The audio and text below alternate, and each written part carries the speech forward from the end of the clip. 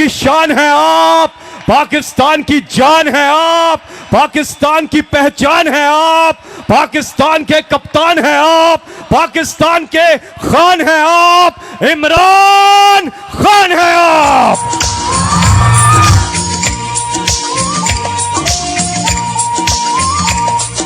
मैं भी पाकिस्तान हूँ, तू भी पाकिस्तान है। मैं भी पाकिस्तान हूँ, तू भी पाकिस्तान है।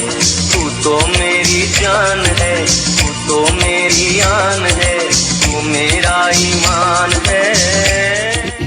बिस्मिल्लाहिर्रहमानिर्रहीम।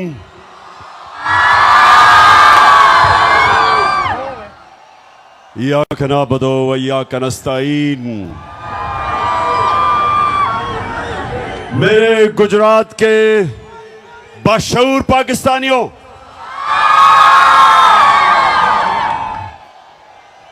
मैं अभी बैठा सबको देख रहा था और मैंने ये देखा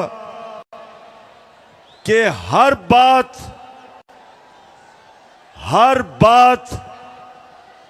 जिसके अंदर कोई सियासी शऊर होना होता था, एकदम मेरे सारे नौजवान और मेरी बहनें एकदम उसके ऊपर रिएक्ट करती थी। माशाल्लाह माशाल्लाह। और आज 8 साल के बाद इसी स्टेडियम में मैं आया और 8 साल पहले मैं समझता था कि बहुत बड़ा जलसा है, लेकिन आज माशाल्लाह आपने सारे रिकॉर्ड तोड़ दिए। शुक्रिया।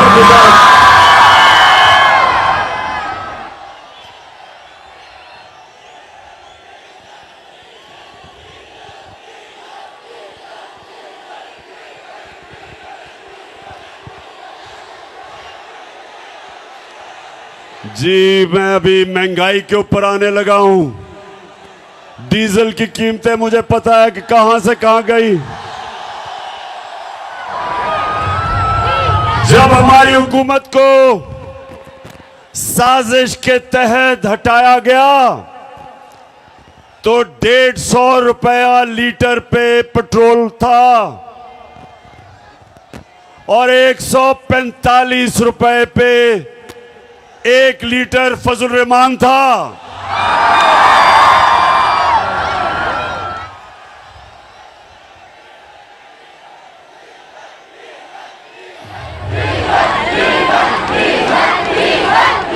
और ठीक कहते हैं नौजवानों, जब डीजल महंगा होता है सब कुछ महंगा हो जाता है। ट्रांसपोर्ट महंगी हो जाती है, जनरेटर महंगा, बिल ज्यादा आता है किसानों का, हर चीज महंगी होती है जब फजल रहमान महंगा होता है। अच्छा गुजरात, अब जरा थोड़ी खामोशी से नौजवानों, अभी मैं डीजल पे बाद में आऊंगा, यानी मजीद डीजल पे बात करने के लिए बाद में आऊंगा। अच्छा अब सुने नौजवानों, अल्लाह ने संजीदगी से सुननी है बात मेरी, क्योंकि मैं नौजवानों आपके लिए खास तौर पे मैं अपनी कौम को हकीकी आजादी के लिए जगाने की कोशिश कर रहा हूं और मैं अल्लाह का शुक्र अदा करता हूं कि उसने मेरी कौम को जगा दिया है, बेदार कर दिया है। कौमों को इश्यूज का समझ आ गई है, कौमों में शऊर आ गया है और पहले शऊर आता है और उसके बाद इनकलाब आता है और इनकलाब हकीकी आजादी का, जो इंशाअल्लाह हमारी कौम को उधर लेके जाएगा जो हमारे अजीम नजरियाती लीडर इल्लामा इकबाल की सोच थी। एक गैरतमंद खुदार कौम, अपने पैर पे खड़े होने वाली कौम, जब दुनिया में बाहर जाए हरे पासपोर्ट की दुनिया इज्जत करे। इंशाल्लाह एक वक्त आएगा, और नौजवानों बड़ी ख्वाब देखा करो, बड़ी सोच रखो। एक वक्त आएगा और अल्लाह मैं तेरे से दुआ मांगता हूं कि वो वक्त आए कि जब मेरा पाकिस्तानी दुनिया में जाएगा तो दुनिया कहेगी कि वो देखो पाकिस्तानी आ रहा है। ये ऐसे होगा। और नौजवानों सुनो मेरी बात, इंसान वो बड़े काम करता है जो बड़ी ख्वाब देखता है। वो इंसान ऊपर जाता है जिसकी बड़ी ख्वाब होती है। अगर मैं अच्छा, अल्लाह ने क्रिकेट में कामयाबी दी थी तो इसलिए कि मैं बाकी खिलाड़ियों से बड़ी ख्वाब देखता था। मैं कभी मेरी ख्वाब रुकती कहीं नहीं थी कि पहले मैं कहता था मैं पाकिस्तान के लिए खेलूंगा, फिर मैंने कहा मैं पाकिस्तान का सबसे बेहतरीन खिलाड़ी बनूंगा, फिर मैंने कहा मैं दुनिया का सबसे बेहतरीन ऑलराउंडर बनूंगा, और फिर मैंने कहा अपने आप से कि मैं अपनी टीम को वर्ल्ड कप जिताऊंगा। ये होती है ख्वाब। तो मेरे नौजवानों, आप में से बड़े काम वो करेगा जो बड़ी ख्वाब देखेगा। और मैं पाकिस्तान की ख्वाब आपको बता रहा हूं कि अल्लाह ने हमें सब कुछ दिया है। मेरे मौला ने इस मुल्क को 12 मौसम दिए हैं। 12 मौसम है पाकिस्तान में, हम कुछ भी उगा सकते हैं। अल्लाह ने हर किस्म की नेमत दी, ज़रख़ेज़ जमीन दी, टैलेंटेड नौजवान दिए। वो पाकिस्तानी जो बाहर जाते हैं और बड़े बड़े काम करते हैं, जब मौका मिलता है मेरे नौजवानों को, ये सारी दुनिया में शाइन करते हैं, ऊपर जाते हैं। तो जो नौजवानों, मैं आपको आज बात बताना चाहता हूं जिसकी वजह से मैं अपनी सारी कौम के पास जा रहा हूं, अपने नौजवानों को जगा रहा हूं कि जब तक एक कौम हकीकी तौर पे आजाद नहीं होती, उसकी परवाज ऊपर नहीं जाती। गुलाम ऊपर नहीं जा सकते। गुलाम सिर्फ अच्छे गुलाम बन सकते हैं, सिर्फ आजाद इंसान इलामा इकबाल के शाहीन बन सकते हैं, सिर्फ वो ऊपर परवाज कर सकते हैं। कायदे आजम एक गुलाम हिंदुस्तान में एक आजाद लीडर था। मुखालिफ भी कायदे आजम को इज्जत से देखते थे, खुददार थे, गैरतमंद इंसान था। लोग इज्जत आपकी तब करेंगे, नौजवानों ये सुन लो मेरी बात, जितना मर्जी पैसा कमा लो आपको इज्जत नहीं मिलेगी। इज्जत तब मिलेगी जब आप पहले अपनी इज्जत खुद करेंगे। अगर दुनिया से इज्जत करवानी है, पहले अपनी इज्जत को खुद करो। और जो कौमें अपने लोगों की इज्जत नहीं करती, अपने लोगों को भेड़ बकरियों की तरह रखती हैं, लोगों पे जुल्म करती हैं, लोगों को इंसान नहीं समझती, उस कौम की कोई इज्जत नहीं करता। इसलिए मेरे पाकिस्तान के नौजवानों, हमने सबसे पहले अपनी कौम को हकीकी तौर पे आजाद करना है। हमने अपने लोगों को हकूक देने हैं, इंसाफ देने हैं, और इंसाफ दे के लोगों को आजाद करना है, क्योंकि इंसाफ इंसानों को आजाद करता है। तो मैं सबसे पहले जो मैं नौजवानों जरा गौर से सुने कि क्यों हमारे हरे पासपोर्ट की इज्जत नहीं होती। क्योंकि हम अपनी इज्जत नहीं करते। और अगर आपने देखना है कि हमारी इज्जत क्यों नहीं होती, तो चेरी ब्लॉसम शहबाज शरीफ को जरा यहां मुलाहिजा फरमाए। जरा देखें कि जब मुल्क का सरबराह ऐसी बातें करता है तो उस कौम की कौन इज्जत करेगा। मैं सऊदी अरब से होके आया हूँ, मैं यूएई के होके, अभी मैं तुर्की होके आया हूँ, और मैंने उन भाइयों को कहा कि आप हमारे बड़े अजीम भाई हैं, हमेशा आपने हमारी मदद की। और मैंने यही कहा, जब मैं आया हूँ तो आप समझेंगे शायद ये मांगने आया है। मैं मांगने नहीं आया, लेकिन मजबूरी है। हमारा जिस तरह माजी में 75 साल में आपने हमारा हाथ बटाया है, कुछ अर्सा आप हाथ बटा। मैंने कहा मैं वादा करता हूँ कि इंशाअल्लाह हम पूरी कौम हम मिलकर दिन रात मेहनत करेंगे, पसीना कराएंगे। तो गुजरात और मेरी अब बहनें इतनी तादाद में आई हैं, आपको भी मैं खुशामदीद कहता हूं। अब मुझे सवाल का जवाब दे। अगर कोई आपको ऐसे कहे, अभी जरा आप जाएंगे बाहर, मांगने वाला आएगा, कहेगा जी मैं मजबूर हूं, यही कहेगा ना, मैं मजबूर हूं, या कहेगा जी मुझे पैसे थोड़े दे दो, मैं वापस कर दूंगा बाद में, और आपको पता है वो नहीं वापस करेगा। तो ये जब आपके मुल्क का सरबराह कहता है जी मैं तुर्की गया, मैं यूएई गया, मैं सऊदी अरेबिया, मैं पैसे मांगने गया, तो नौजवानों इसलिए मेरी बड़ी गौर से आपने बात सुननी है। हम एक अजीम कौम है और हमने उस उज़्मत पे पहुंचना है, लेकिन उससे पहले हमने अपने आप को आजाद करना है। कुरान में अल्लाह कहता है मैंने इंसान को अपनी सबसे अजीम मखलूक बनाया है। फरिश्तों को कहा कि इंसान के सामने झुको, और जब शैतान जो अल्लाह की सबसे ज्यादा इबादत करता था, जब शैतान ने कहा कि नहीं मैं तो आग का बना हुआ हूं, ये तो मिट्टी का बना हुआ, मैं नहीं झुकता, तो अल्लाह ने शैतान को कहा कि तुम्हें भी नहीं पता, फरिश्तों को भी नहीं पता कि मैंने इंसान में कितनी सलाहियत पैदा की है।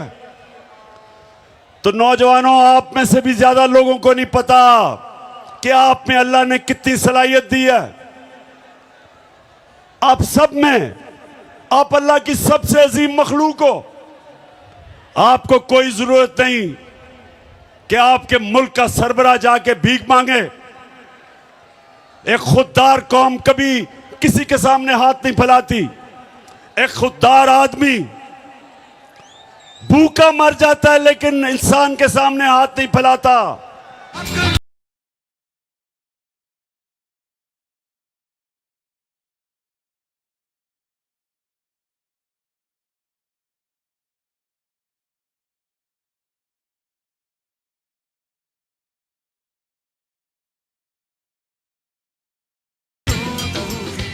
तो गुजरात नौजवानों, मैं आपसे और भी बातें करूंगा, लेकिन मैं आपकी तरबियत भी करूंगा, क्योंकि मैं चाहता हूं कि आप सब मेरे साथ तैयारी करें। यहां हमने एक हकीकी आजादी की तहरीक चलानी है, और उसमें सबसे पहला काम क्या करना है, हमने इस मुल्क का इंसाफ का निजाम, एक इंसाफ का निजाम ठीक करना है कि यहां ताकतवर जो जुल्म करता है कमजोर पे, हमने कमजोर को तहफ़्फ़ुज़ देना है और आजाद करना है।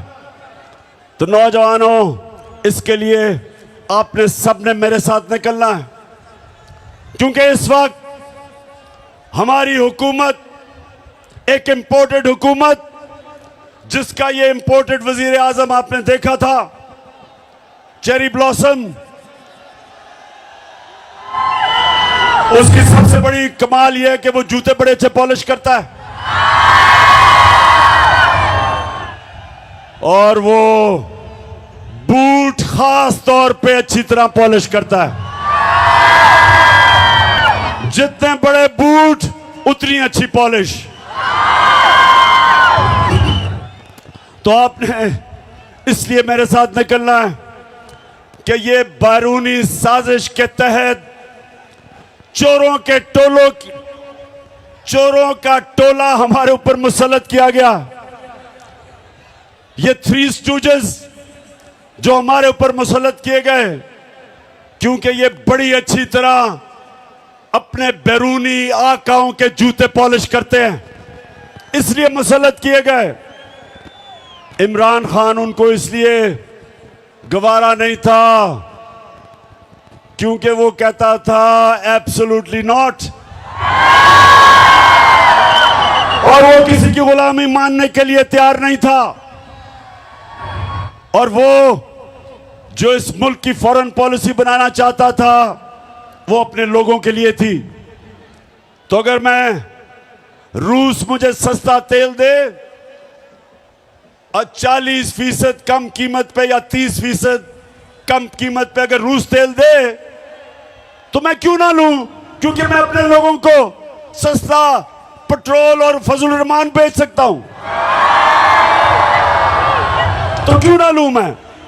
अगर साथ वाला मुल्क जो हमारे साथ आजाद हुआ था, अगर हिंदुस्तान रूस से 40% कम कीमत पे तेल खरीद सकता है, तो बताओ मुझे गुजरात हम क्यों नहीं ले सकते।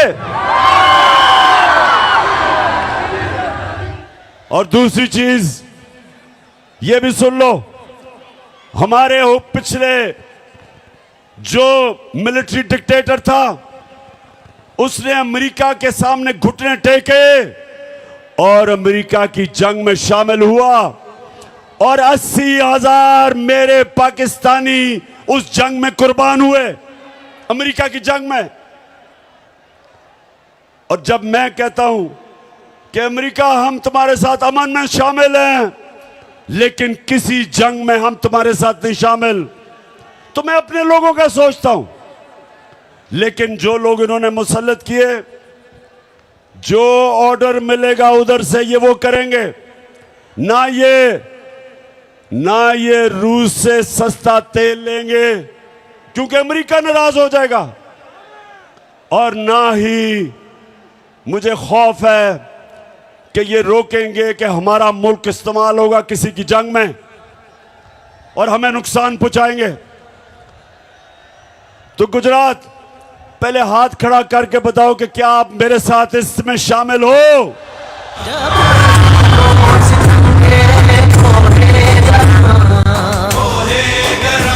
रूई की तरह उड़ जाएंगे हम महकूमों के पांव तले,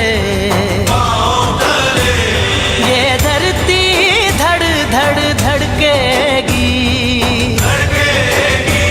और अहले हुक्म के सहरुख पे जब बिजली कड़कड़ कड़केगी हम देखेंगे। तो गुजरात जब से ये आए हैं, याद होगा आपको कि मेरी हुकूमत के खिलाफ इन्होंने सब प्रोपेगेंडा किया और इनके साथ वो मिले हुए थे। गुजरात, इनके साथ वो लिफाफा वाले साहब मिले हुए थे, लिफाफी मिले हुए थे, पैसे लेके जमीर बेचने वाले, और वो मीडिया हाउस जो हमेशा पैसे की बुत की पूजा करता है। और आप सबको पता है वो कौन सा मीडिया हाउस है। हाँ, फिर से ऊंची ऊंची जरा। जी जी, माशाल्लाह, शऊर रखने वाली मेरी कौम है। अब तो बच्चा बच्चा मेरा शऊर बेदार हो चुका, और आज हम मुबारक देते हैं ARY को, और हम खास तौर पे इस्लामाबाद हाई कोर्ट का, हम सारी कौम अप्रिशिएट करती है इस्लामाबाद हाई कोर्ट को कि उन्होंने आज़ादी राय के ऊपर, आज़ादी सहाफत के लिए स्टैंड लिया।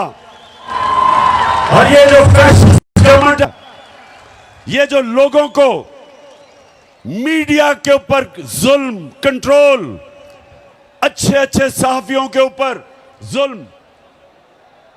अरशद शरीफ जैसा एक मुहिब्बे वतन पाकिस्तानी वो मुल्क से बाहर गया हुआ है। साबिर शाकिर मुल्क से बाहर है इस हुकूमत के दहशतगर्दी की वजह से। एयाज मीर जैसा दानिश्वर, समी इब्राहिम, उनको इन्होंने मारने की कोशिश की। और इमरान रियाज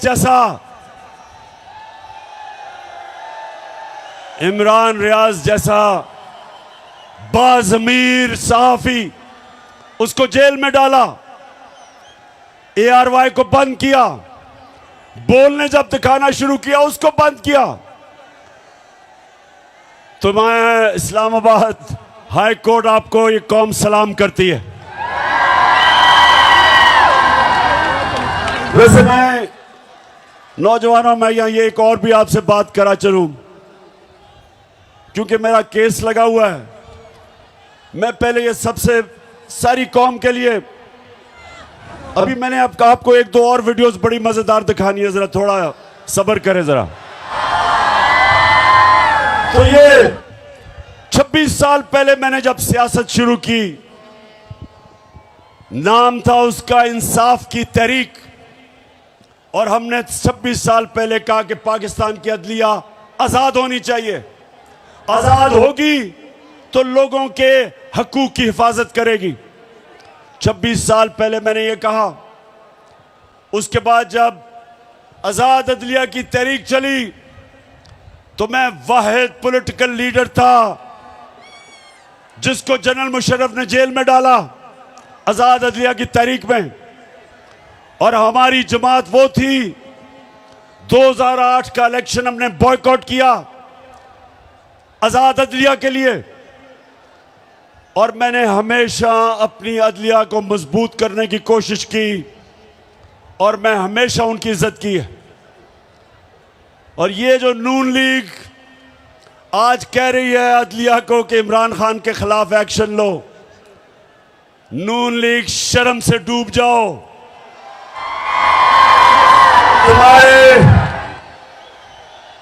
तुम्हारे नवाज शरीफ ने डंडों से सुप्रीम कोर्ट के ऊपर हमला किया था और चीफ जस्टिस सजाद अली शाह, एक ऑनरेबल चीफ जस्टिस को आपने ब्रीफ केस चला के रिश्वत जजेस को दे के एक ऑनरेबल चीफ जस्टिस को हटाया था। कभी मेरे से ये ना कभी कहना कि इमरान खान के ऊपर कंटेम्प्ट लगाओ, ये नून लीग वाले, तुम तो अपना मुंह बंद करो, कभी ऐसी बात ना करना। जस्टिस कयूम को टेलीफोन कर रहे हैं कि जज साहब वो बेनजीर को 3 साल नहीं 5 साल की सजा दो। कभी इमरान खान ने ऐसी चीजें नहीं की। और इंशाअल्लाह हमेशा हम इस पाकिस्तान की अदलिया को मजबूत करेंगे, क्योंकि जब तक आपकी अदलिया मजबूत नहीं होगी, मेरे पाकिस्तानियों, आपके हकूक को और कौन हिफाजत करेगा? जुल्म से और ताकतवर से। अच्छा, अब मैं जरा नौजवानों आपको एक वीडियो दिखाने लगा हूं, उससे पहले मैं बताऊं वो क्या है। जब हम इक्तदार में थे तो सबसे ज्यादा शोर मचा था कि जी बड़ी महंगाई हो गई पाकिस्तान में। वो बिलावल भुट्टो, पता नहीं वो जरदारी है या भुट्टो है, उसने डराने के लिए एक मार्च, महंगाई मार्च की, और यहां आके इस्लामाबाद कहता कि इमरान खान की कांपें टांगेंगी। वैसे बिलावल, खुदा के वास्ते 14 साल में उर्दू तो सीख लो। पाकिस्तान है ये मेरा पाकिस्तान है, तेरा पाकिस्तान है ये मेरा पाकिस्तान है। इस पे दिल कुर्बान, इस पे जान भी कुर्बान है, वो इस पे दिल कुर्बान। अच्छा, और दूसरी तरफ नून लीग के शहबाज शरीफ और इनके वजीर हर दूसरे दिन कहें जी IMF के गुलाम बन गए हो आप, IMF के कहने पे महंगाई कर रहे हो। IMF को तुमने पाकिस्तान को बेच दिया। ये हर रोज हमें सुनना पड़ता था इनसे।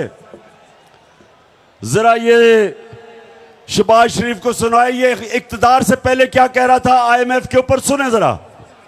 ये IMF के मिन्नते तरले कर रहे हैं और उनके साथ ऐसी शराइत हम एक्सेप्ट कर रहे हैं जिससे कि पाकिस्तान की खुद मुख्तारी और आजादी पर बहुत बड़ा धचका लगेगा। हम खुद इकट्ठे करते हैं, सूबों के साथ बात करें। 180 अरब रुपए जमा करना कोई मुश्किल काम नहीं, लेकिन ये $1 अरब के लिए IMF के आगे ढेर हो गए हैं। ये सिक्योरिटी रिस्क बन चुके हैं। ये जो इनका IMF डील है ये गैर कानूनी है। हम आज भी इसको नहीं मानते हैं। हम मुतालबा करते हैं कि IMF डील से निकलो, इस अवाम दुश्मन IMF डील से बाहर आए। इस मुल्क का अहम बिल है, आप बेशक बुलडोज कर लें, ये कल वापस होगा। ये भी इमरान नियाजी ने स्टेट बैंक दिया IMF को, कायदे आजम ने आजादी दी, इमरान नियाजी ने IMF का गुलाम बना दिया। सब गद्दार हो, वतन बेच रहे हो, स्टेट बैंक बेच रहे हो, खुद मुख्तारी बेच रहे हो।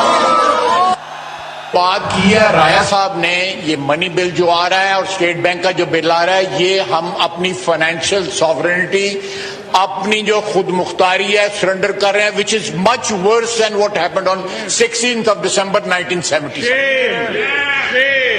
जनाबे वाला, यहां पे स्टेट बैंक जो है वो IMF की लोकल ब्रांच बन चुका है। हमारे यहां पे स्टेट बैंक के गवर्नर के रूप में वायसराय आ चुका हुआ है। हम इस वक्त एक फाइनेंशियल कॉलोनी बन चुके हुए हैं मालियाती अदारों। अच्छा, अब ये सुने, मैं तो वैसे नौजवानों, आप भी जैसे जैसे आपकी उम्र होती रहेगी, आप अप्रिशिएट करेंगे कि अल्लाह वाकई अल हक है, सच का खुदा है। उसका वादा है कि सच तो थोड़ी देर नहीं, सच ने सामने आना है, क्योंकि वो अल्लाह अल हक है। तो इन्होंने ये बातें की कि जी IMF का गुलाम है, पाकिस्तान तबाह हो गया। और जब से अब ये आए, अब ये पता क्या कह रहे हैं, जब शौकत तरीन ने कहा कि जनाब सूबों कैसे पैसे इकट्ठे करेंगे आपके लिए, क्योंकि सैलाब आ गया है, सैलाब के अंदर अरबों रुपए की तबाही हुई है, तो शौकत तरीन ने कहा कि आप ये कैसे, हम कैसे सूबे पैसे इकट्ठे करेंगे जब इतनी तबाही आई है। तो यही नून लीग ने कहा कि इनके ऊपर तौहीन IMF लगाना चाहिए। इनको गद्दार बना दिया कि इनकी जुर्रत कि ये IMF की बातें नहीं मान रहे। ये सुने कि ये होते हैं मुनाफिक। जब इक्तदार से पहले थे तो तब IMF बहुत बुरा था, और हम वो जमात थे जो कीमतें नीचे रख के बैठे हुए थे, जबकि हम भी IMF के प्रोग्राम में थे। फिर से मैं आपको याद करा दूं, हमारे दौर में जब हमारी गवर्नमेंट थी तो पेट्रोल था 150 रुपए लीटर और डीजल था 145 रुपए लीटर। और आज ये कहते हैं कि IMF का हुक्म आया है। IMF का हुक्म पे आज डीजल पेट्रोल चला गया 236 रुपए लीटर, 80 रुपए लीटर बढ़ा है 4 महीनों में। और जो डीजल है वो 100 रुपया बढ़ा।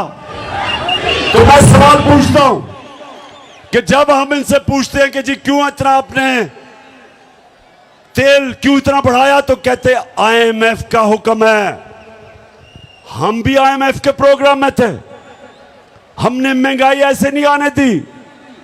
हमारे दौर में, नौजवानों ये जरा सुनो, सेंसिटिव प्राइस इंडेक्स होता है जो आम लोगों के इस्तेमाल करने की चीजें, तो हमारे दौर में जो महंगाई थी, आलमी महंगाई थी, एसपीआई हमारे दौर में 17 से 18% था।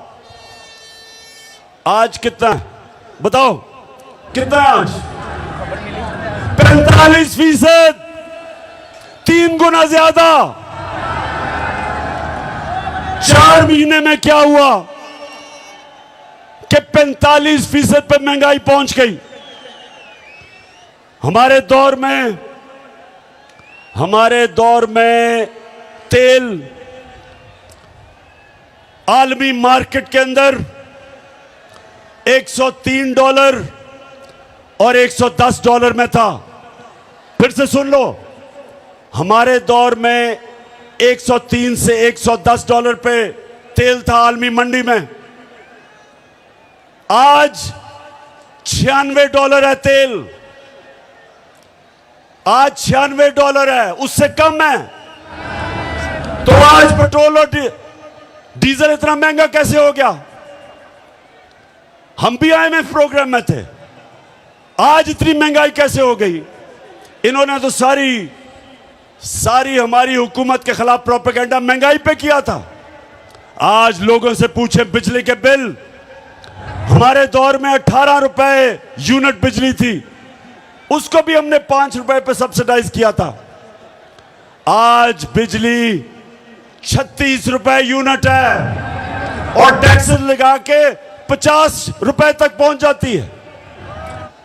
बिजली के बिल आए आपके घरों में? बताएं, आए बिजली के बिल? बिजली के बिल आए तो मुझे बताएं कि साथ आपने डिस्प्रिन रखी हुई थी सरदर्द बचाने के लिए। ये है आज जो बाहर से हमारे ऊपर इंपोर्टेड हुकूमत जो लेके आए थे। ये इसलिए नहीं आए थे महंगाई कम करने के लिए, ये आए थे अपने करप्शन के केसेस खत्म करने के लिए। खुदा के काबे से सब बुत उठवाए जाएंगे, हम रहले सफा मरदूदे हरम मसनद पे बिठाए जाएंगे, सब ताज उछाले जाएंगे, सब तख्त गिराए जाएंगे, हम देखेंगे। तो ये गुजरात, ये महंगाई कम करने नहीं आए थे, ये अपने करप्शन के केसेस वो खत्म करवाने आए थे। पहले जनरल मुशर्रफ ने इनके केसेस खत्म किए, NRO दिया 2008 में। तब इन्होंने अरबों रुपए की चोरी की थी, शरीफ और जरदारी खानदान ने। उसने केस माफ किए, जबकि वो कर नहीं सकता था क्योंकि पैसा तो आपका था। गुजरात फिर से समझ जाओ, चोरी और करप्शन में क्या फर्क है? चोरी होती है जो आपके घर में कोई आके चोरी करे, मेरी कोई घड़ी चोरी कर ले, मेरे घर से पैसे लूट ले, ये इसको चोरी कहते हैं। करप्शन होती है जब कौम का पैसा चोरी होता है, जो पैसा आपके स्कूलों पे, अस्पतालों पे, सड़कों पे, गुर्बत कम करने पे, सब्सिडी देने पे, जो पैसा आपके ऊपर लगना होता है वो इनकी जेबों में चला जाता है, वो मुल्क को नुकसान पहुंचाता है। और जब मुल्क के सरबरा, प्राइम मिनिस्टर, वजीर चोरी करते हैं, मुल्क तबाह हो जाता है। तो गुजरात, हमारी जंग इंसाफ की, जब इंसाफ आएगा तो चोरी खत्म होगी, करप्शन खत्म होगी। और इसलिए हमने सबने मिलके इस इंपोर्टेड हुकूमत के साथ अब तैयारी करनी है, एक तहरीक चलानी है। और जब मैं कॉल दूं आप सबने निकलना है।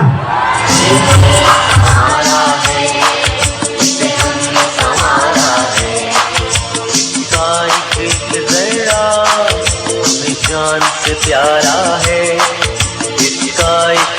जरा हमें जान से प्यारा है। ये देश हमारा है, ये देश हमारा है, ये देश हमारा।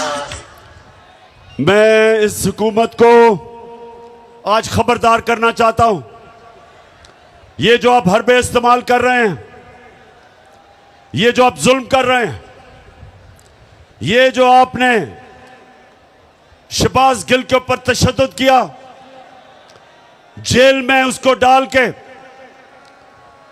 उसको नंगा करके जो उसके ऊपर आपने तशद्दुद किया,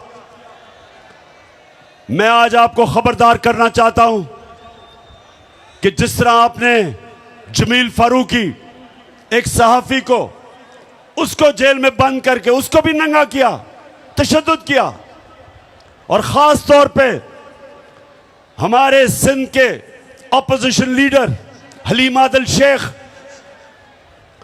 उसको एक केस से निकलता है दूसरे में डाल देते हैं। 27 FIR सिंध के ऑपोजिशन लीडर के ऊपर की हुई हैं, उसको जेल पे उस पे तशद्दुद किया।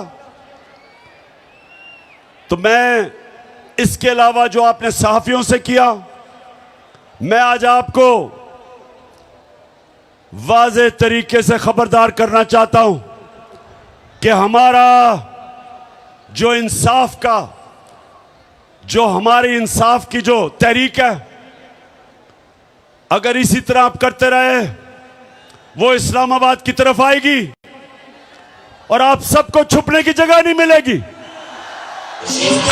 हमारा है, हमारा है, इसका एक जरा हमें जान से प्यारा है, इसका एक जरा हमें जान से प्यारा है। ये देश हमारा है। तो मेरे नौजवानों, सब तैयार हो जाओ कि हमने जुल्म का मुकाबला करना है। ये जितना हमारे ऊपर, मेरे कारकुनों पे जितनी FIRs काटेंगे, मेरे ऊपर मुझे दहशतगर्द बना दिया, दहशतगर्द की FIR काट दी कि मैंने सिर्फ ये कहा कि जो शहबाज गिल के ऊपर तशद्दुद हुआ, जिन लोगों ने किया, उनके खिलाफ कानूनी कार्रवाई करेंगे।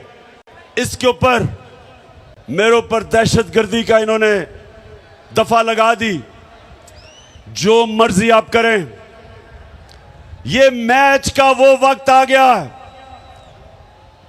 20 साल क्रिकेट की ग्राउंडों में मुकाबला करने के बाद ये मेरा तजर्बा है कि आज जो हमारा मुकाबला है इन चोरों से, वो मैच का वो वक्त आ गया है कि PDM आप सब जो मर्जी कर लो, अब आप जीत नहीं सकते। फिर से तू डट जा, फिर से वो बल्ला घुमा।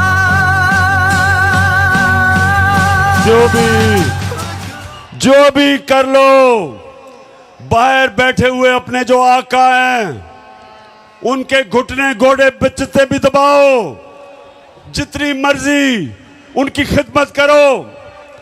ये तुम मैच अब नहीं जीत सकते।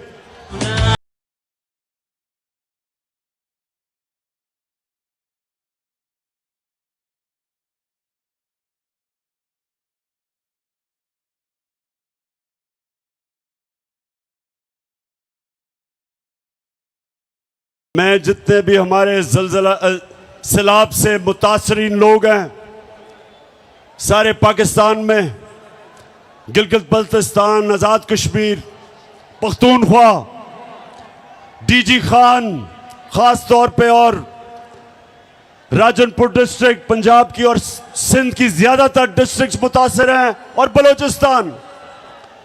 मैं इंशाअल्लाह अपनी सारी पार्टी को भी, अपनी कौम को इकट्ठा करूंगा, पैसे जमा करूंगा, और माशाअल्लाह चीफ मिनिस्टर का जो रिलीफ फंड था उसमें 5.5 अरब रुपया आया, लेकिन इससे बहुत ज्यादा आना था, क्योंकि लोग पहुंच ही नहीं सके, लोग टेलीफोन कॉल नहीं कर सके। तो इंशाल्लाह अभी हम तैयारी कर रहे हैं, हम देख रहे हैं कि किधर किधर लोगों को जरूरत है, और उसके बाद मैं मजीद और पैसा इकट्ठा करूंगा अपनी कौम से, और इंशाल्लाह अपने सैलाब के मुतासरीन को ये मैं यकीन दिलाता हूं कि सारी कौम आपके साथ खड़ी है। मैं चीफ मिनिस्टर साहब आपको और मून साहब को, आप दोनों को इस जबरदस्त जलसे पे जो आपने इंतजामात किए, खराज तहसीन पेश करता हूं। मैं अपनी पार्टी भी तहरीक इंसाफ के मेरे सारे लोग जो आज यहां आए हुए हैं बड़ी तादाद में, मैं आज आपका भी शुक्रिया अदा करता हूं कि इतना जबरदस्त आज गुजरात के अंदर जलसा किया। मैं आप सबका, अपनी बहनों का आज शुक्रिया अदा करता हूं, और नौजवानों खास तौर पे, क्योंकि आप हैं मेरी टीम जिसने पाकिस्तान को मैच जिताना है।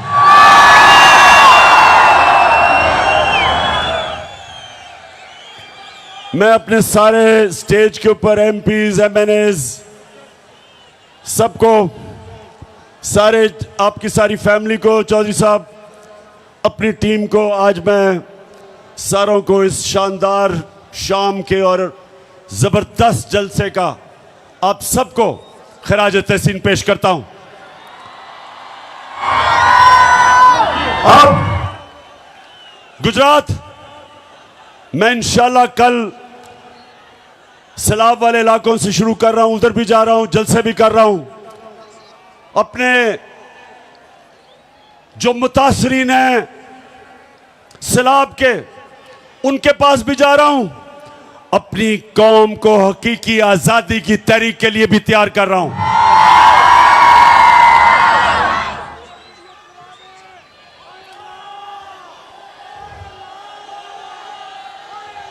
अच्छा, तैयार हो आप? तैयार हो तहरीक के लिए? माशाल्लाह माशाल्लाह। गुजरात, मैं आज आप सबका दिल से शुक्रिया करता हूं। पाकिस्तान जिंदाबाद।